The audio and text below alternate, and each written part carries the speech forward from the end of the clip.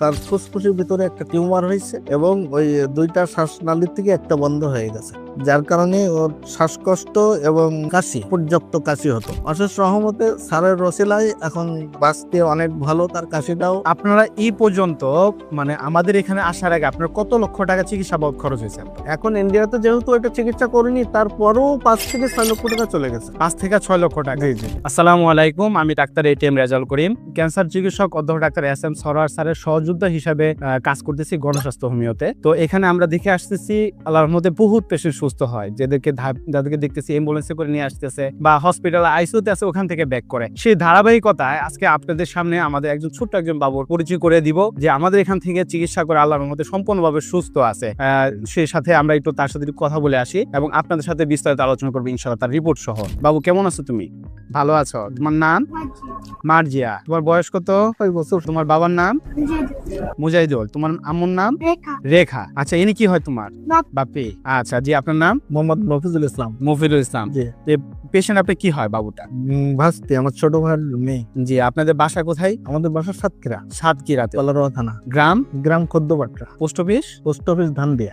উপজেলা? উপজেলা কলারোয়া। কলারোয়া। আপনাদের বাবুটা কি হয়েছিল, কিভাবে আসলেন আর কোথায় কোথায় চিকিৎসা করছেন, যদি একটু বিস্তারিত বলতেন। সমস্যা মূলত ধরা পড়ছে 3 বছর 3.5 বছর পরে। প্রথমে এলাকায় কররাতে এবং সাতক্ষীরাতে আমরা ওখানে মেডিকেলে তাকে ট্রিটমেন্ট নেওয়ার পরে যখন ওখানে তার উন্নতি না হয়, তখন আমরা ঢাকাতে আসি। প্রথমে এখানে ইসলামী হাসপাতাল, পপুলার, লাস্টে শিশু হাসপাতাল, লাস্টে যাই হলো স্কয়ার হাসপাতাল।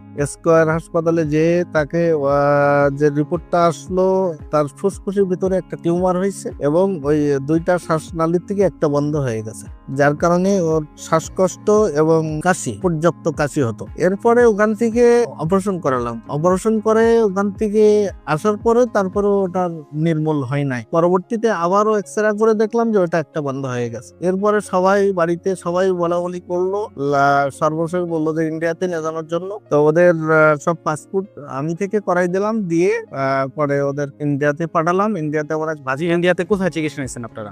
ভেলোরে নিয়ে গেছিলাম। আচ্ছা। নিয়ে যেয়ে ওখানে ডাক্তার দেখালাম।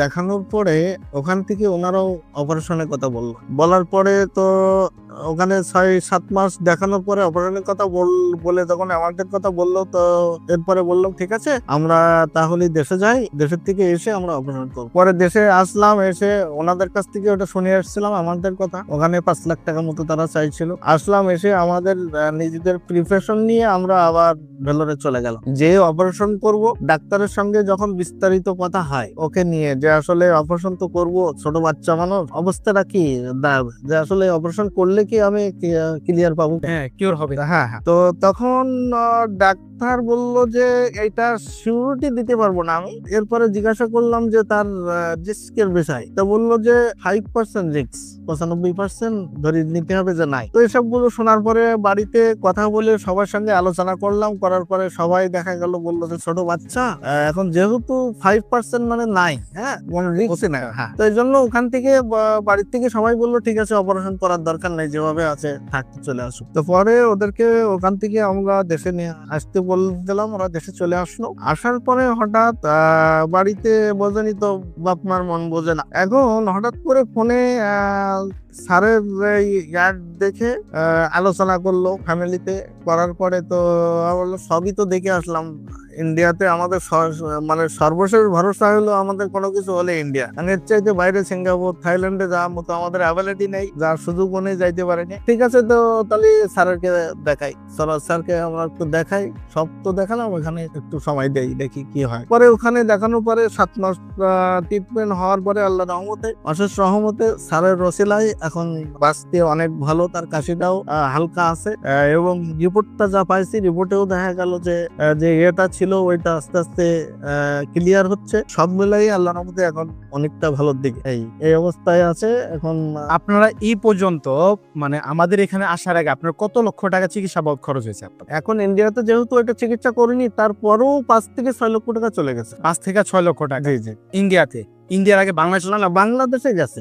বাংলাদেশে আর ইন্ডিয়াতে দেখা গেল যে ওইরকম 2 লাখ টাকা মতো খরচা হয়েছে। আচ্ছা আর অপারেশনটা করলে আরো এক্সট্রা 5 লাখ টাকা দিতে হতো, যেহেতু ওরা অপারেশন করেনি, আমরা ওখান থেকে চলে আসি। আচ্ছা টোটাল মানে আপনার আগে 7 লক্ষ টাকা আগে খরচ হয়ে গেছে, খরচ হওয়ার পর কোনো রেজাল্ট পান নাই, সবশেষে আমাদের ডাক্তার এস এম সরোয়ার স্যারের রেকর্ড দিয়ে চিকিৎসা শুরু করেন। এই বাচ্চাটা 7 মাস ট্রিটমেন্ট চালানোর পরে আমরা ওনাকে গত মাসে বলছিলাম যে আপনারা এবার পরীক্ষাটা করেন। ওনারা যে পরীক্ষাটা নিয়ে আসছে, এই পরীক্ষাটার রিপোর্টটা আপনারা এখানে দেখুন।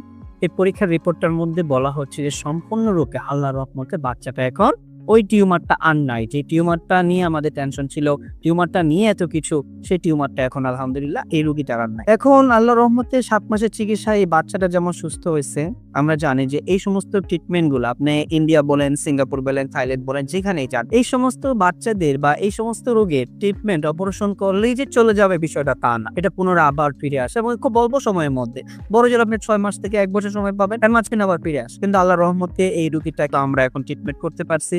আল্লাহর রহমতে রোগীটা সম্পূর্ণরূপে সুস্থ আছে এবং রিপোর্ট অনুযায়ী সুস্থ আছে। আপনার বাচ্চাটা তো এখন রিপোর্ট অনুযায়ী আমরা সুস্থ পাইলাম। আপনি কি মনে হয় শারীরিক ভাবেও শারীরিক ভাবে আগে ছাড়া এখন আল্লাহর রহমতে অসুস্থ সম্পূর্ণরূপে সুস্থ আছে? জি জি।